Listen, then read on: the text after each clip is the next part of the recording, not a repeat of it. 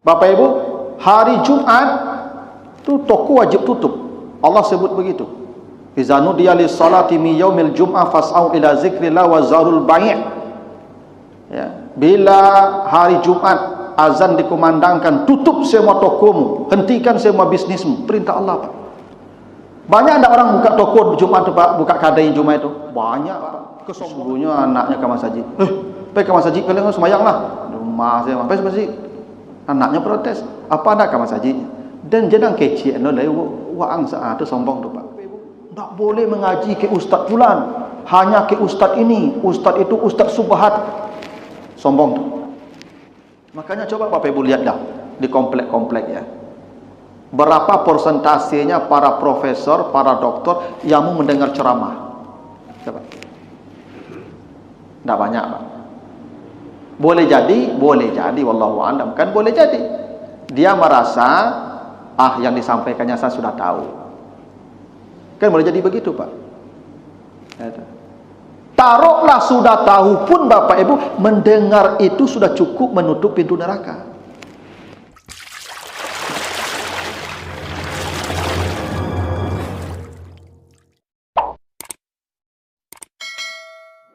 Tahu persis kenapa iblis tak mau sujud. Allah pasti tahu. Tetapi Allah bertanya untuk memastikan agar sebab itu keluar langsung dari mulut iblis. Apa kata Allah? Qala ma mana'aka alla tasjuda iz amartuka. Allah berkata, apa yang membuat engkau enggan sujud saat saya perintahkan engkau sujud? Iblis menjawab, qala ana khairum minhu khalaqtani min narin wa khalaqtahu min tin. Saya lebih baik dari dia. Engkau ciptakan saya dari api dan dia engkau ciptakan dari tanah. Inilah yang disebut kesombongan, Bapak Ibu. Jadi dosa pertama yang dilakukan makhluk kepada Allah itu sombong. Sebelum ada maksiat, belum lagi ada maksiat di jagat raya ini, di semesta ini, maksiat pertama yang diperbuat makhluk itu adalah kesombongan. Itu kenapa kata Nabi dalam hadis At-Tirmizi, ummahatul khataya salasun, induk dosa itu ada 3. Awwalu usiyabihi Allah. Ini maksiat pertama kepada Allah. Jadi ada 3 induk dosa kata Nabi. Yang pertama induk dosa itu al-kibru, kesombongan. Dan ini iblis yang melakukannya pertama kali. Baru dosa kedua al-hirsu, tamak, rakus. Itu Nabi Adam yang melakukannya nanti setelah iblis. Dosa tamak. Ya, semua dibolehkan, satu yang dilarang, yang satu itu pun diambil, tamak. Dan dosa ketiga, induk dosa ketiga kata Nabi al-hasad, dengki. Itu nanti Qabil yang melakukannya ketika sampai di bumi. Ya, Qabil yang dengki kepada adiknya Habil, maka dibunuhnya adiknya. Jadi induk dosa yang paling pertama itu sombong. Dan itu iblis yang melakukannya, apa itu? Dia berkata saya lebih baik dari dia. Merasa diri lebih baik dari orang, inilah yang disebut kesombongan. Dalam hadis riwayat Muslim, Bapak Ibu, Nabi ya berkata, al-kibru batarul haq wa ghamtun nas. Sombong itu kata Nabi 2 cirinya. 1 menolak kebenaran, 2 meremehkan orang lain. Kalau ada sikap ini 2 di hati kita, Bapak Ibu, dipastikan kita termasuk kategori sombong namanya. Menolak kebenaran atau merendahkan orang lain. Ini sombong ini. Orang menolak kebenaran itu, Bapak Ibu, ada beberapa alasan kenapa orang menolak kebenaran. 1, karena sedang asyik. Jadi ada orang sedang asyik dalam sebuah kesalahan dan dia tidak bisa dikasih tahu tuh, Pak Ibu, walaupun benar yang sampai kepadanya. Mohon maaf Bapak Ibu, ini ya, saya sampaikan walaupun kalau tersinggung bukan karena saya menyinggung Bapak Ibu, karena memang begitu hakikatnya. Mohon maaf, orang perokok itu kategori sombong. Kenapa? Bapak ibu, coba tanya hati bapak ibu. Bapak ibu, rokok itu baik atau buruk? Tanya hati nurani, tidak usah pakai dalil. Tidak usah pakai dalil. Tanya nurani saja. Bukti rokok itu buruk. Bercita-cita anak ibu-ibu punya menantu perokok, punya suami perokok. Nah, itu bukti tidak buruk, tidak baik itu Pak. Tidak ada wanita di muka bumi ini yang bercita-cita berdoa kepada Allah, ya Allah kirimkan saya suami perokok. Ada? Tak ada Pak. Mau nak ibu bapak anak-anaknya jadi perokok? Marah anda ibu kalau anaknya yang SD itu merokok? Buruk tandanya. Kenapa merokok? Sedang asyik, sedang nikmat baru, payah memperantiannya.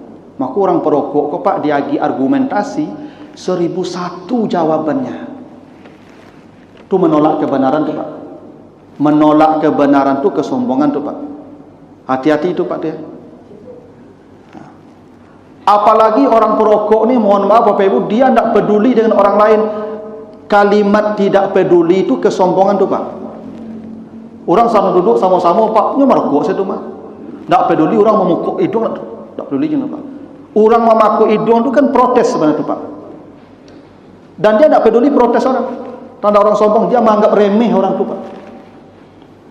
Ya. Dia menganggap remeh orang yang maku hidung tu, pakok saya hidung surangnya, dia merokoknya aja. Itu kesombongan tu Pak. Saya sering kesal dengan orang perokok ni Pak. Saya kan ke mana-mana bawa motor Pak. Ada orang perokok kok Pak, jati Honda merokok Pak.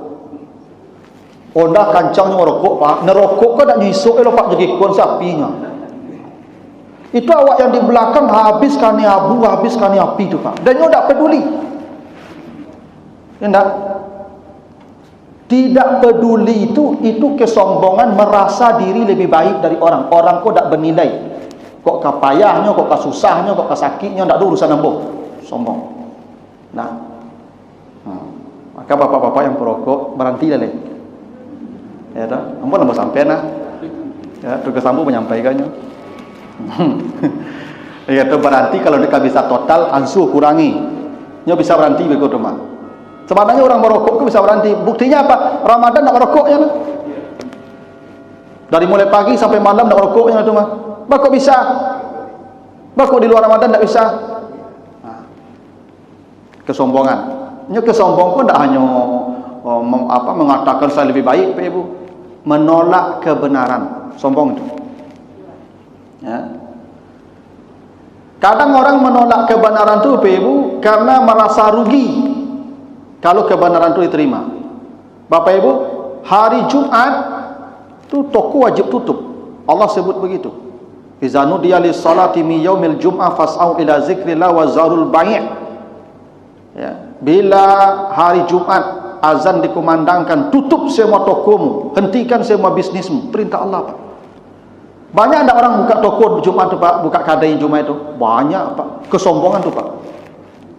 Padahal dia tahu Allah suruh dia kalau hari Jumat tutup tokomu. Nak buka aja Pak. Kenapa? Kok ditutup sekian jam rugi.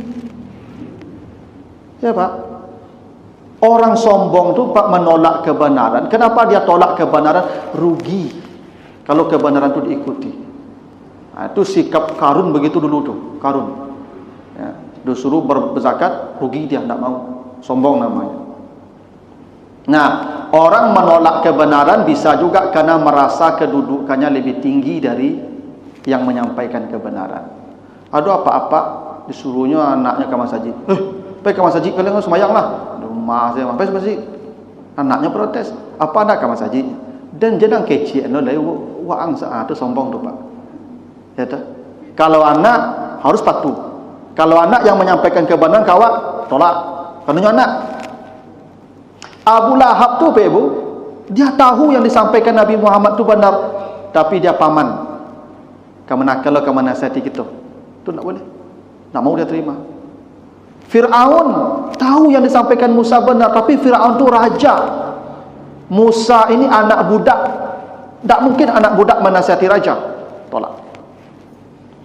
Namrud tahu yang disampaikan Ibrahim benar, tapi Namrud raja, Ibrahim anak tukang kayu. Tolak. Jadi Bapak Ibu, orang menolak kebenaran tu ya karena merasa kedudukannya lebih tinggi. Itu makanya Bapak Ibu begini. Kesombongan itu ada banyak penyebab. Satu, karena harta. Itu mohon maaf, orang kayu kok suaranya tinggi. Ya Pak. Rata-rata orang kayu kalau mengecek karih suaranya Pak.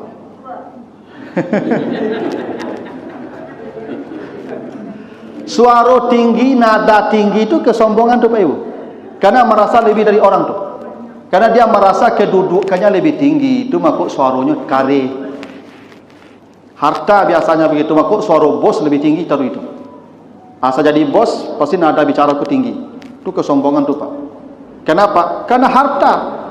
Memang harta ini potensial membuat orang ya sombong Pak. Nah. Makanya orang marah tuh sombong tuh Pak, suaranya tinggi.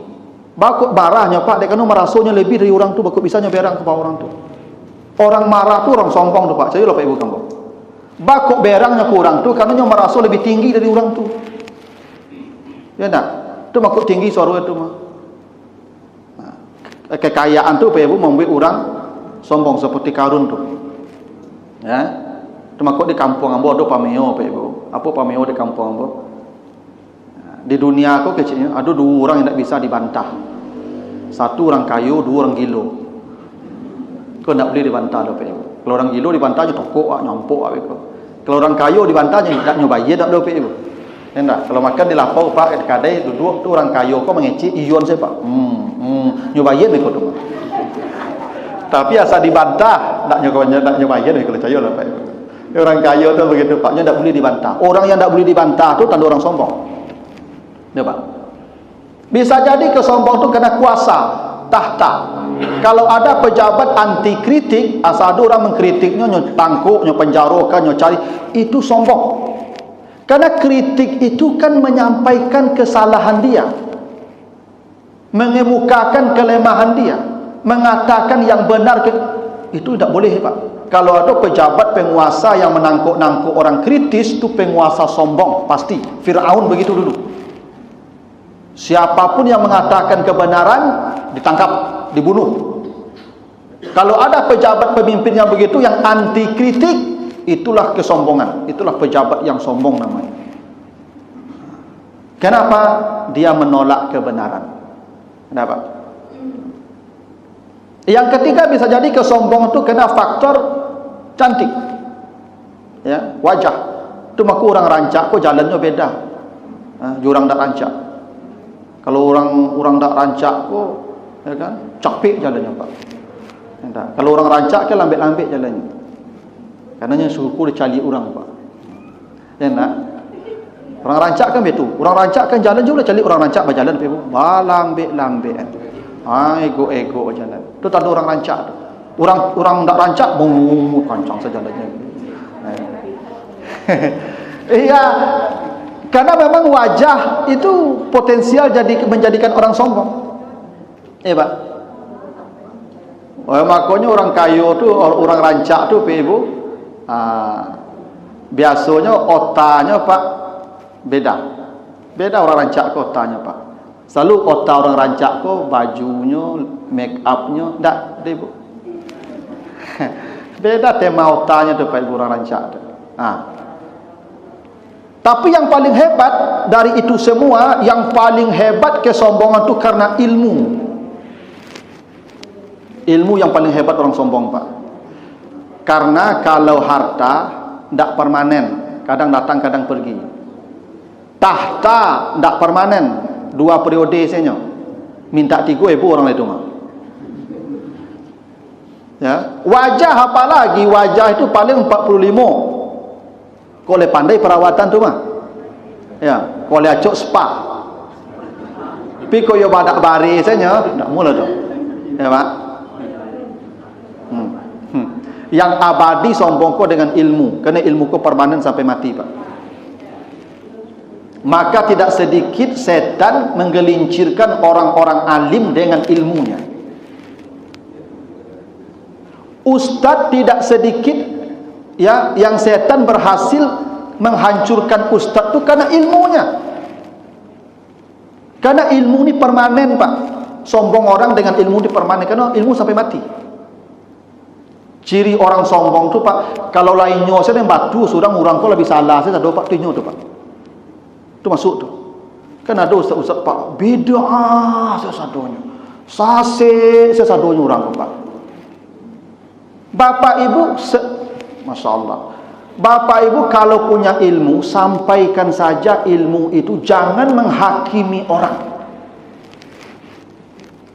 Biarkan orang memilih mana hujah yang kuat. Tapi kalau sudah memponis ini sesat, ini salah, ini bid'ah, ini dalalah, ini neraka, ingat, setan pintar Pak. Itu cara setan menggelincirkan kita lewat pintu kesombongan, merasa diri lebih benar. Makanya para ulama itu dulu Pak, ketika menulis buku, selalu setiap di akhir tulisan wallahu a'lamu bis-shawab. Allah lah yang paling tahu. Imam Asy-Syafi'i berpendapat, ini pendapat saya benar, tapi bisa jadi salah. Itu pendapat dia salah, tapi boleh jadi benar. Begitu para ulama itu mengakui pendapat orang. Kau Pak Ibu, Masya Allah, kini kau Pak Ibu tak boleh mengaji ke Ustaz Fulan, hanya ke Ustaz ini, Ustaz itu Ustaz Subhat. Sombong tu. Saya tidak pernah membatasi jamaah saya belajar ke saya Pak Ibu. Carilah ilmu ke siapa saja. Yang cocok ambil, yang tidak cocok tinggalkan. Tapi jangan memponis orang ini sesat. Bapak Ibu sampaikan saja menurut dalil yang saya tahu ini. Kalau Bapak Ibu punya dalil lain, silakan. Itu saja tugas kita, mengingatkan, menyampaikan, bukan memponis orang. Karena kata Allah, wala tuzakku anfusakum, jangan kau merasa diri yang paling benar, yang paling bersih. Karena Allah lah yang paling tahu siapa yang benar berjalannya. Allah yang tahu Pak. Anda, ini banyak ini Pak, lagi di media sosial kini kok Pak. Itu adalah ceramah-ceramah Ustaz Pak. Tidak sedikit Ustaz-Ustaz yang berfikir begitu tuh Pak. Karena merasa dirinya yang paling benar, yang paling sunnah. Yang lain sudah bid'ah, tidak sunnah lagi. Tidak boleh kita begitu Pak. Itu kesombongan dengan ilmu namanya tuh Pak. Ya, sampaikan sajalah, biar orang terima mana yang benar, mana yang salah, nanti orang nilai sendiri, orang cari sendiri itu. Nah, jadi kesombongan itu Pak, kalau sudah merasa diri yang paling benar, yang paling bersih, yang paling baik, yang paling hebat, itu namanya istakbar, merasa diri paling besar, paling baik. Tak boleh. Dan ciri orang sombong tu Bapak Ibu, kalau dia sudah tidak mau lagi mendengar orang, pasti orang sombong tu. Kalau dia sudah tidak mau lagi mendengar orang, itu ciri orang sombong tu Pak. Ya, itu kenapa nanti Bapak Ibu kalau baca surat Al-Muluk ayat yang ke-10, ketika penduduk neraka dicampakkan ke neraka, mereka berteriak menyesal. Apa yang disesali penduduk neraka Bapak Ibu ketika campakkan ke neraka itu? Wa qalu law kunna nasma'u aw naqilu ma kunna fi ashabis sa'ir. Ya Allah, andai dulu di dunia mau saya mendengar, saya tidak akan masuk neraka. Karena orang yang tak mau mendengar itu orang sombong. Penduduk neraka berteriak, kalau dulu kami mau mendengar, kami tidak akan masuk neraka. Kenapa? Karena kata Nabi, tidak akan masuk surga orang yang ada kesombongan di hatinya walau sebesar zarah. Orang yang tak mau mendengar itu ada indikasi sombong. Makanya coba Bapak Ibu lihat dah di komplek-komplek ya. Berapa persentasenya para profesor, para doktor yang mau mendengar ceramah? Coba. Tidak banyak Pak. Boleh jadi wallahu a'lam, kan boleh jadi. Dia merasa yang disampaikannya saya sudah tahu. Kan boleh jadi begitu Pak. Taruhlah sudah tahu pun Bapak Ibu, mendengar itu sudah cukup menutup pintu neraka. Tapi iblis itu yang dilakukannya, dosa sombong. Dan dia terbuka mengatakan saya lebih baik dari dia. Inilah ya kesombongan Bapak Ibu, yang dosa pertama yang dilakukan makhluk kepada Allah. Ini ayat 12 baru Bapak Ibu ya, sampai 27, panjang ya, sudah 20 menit. Kalau ada pertanyaan Bapak Ibu, saya persilahkan.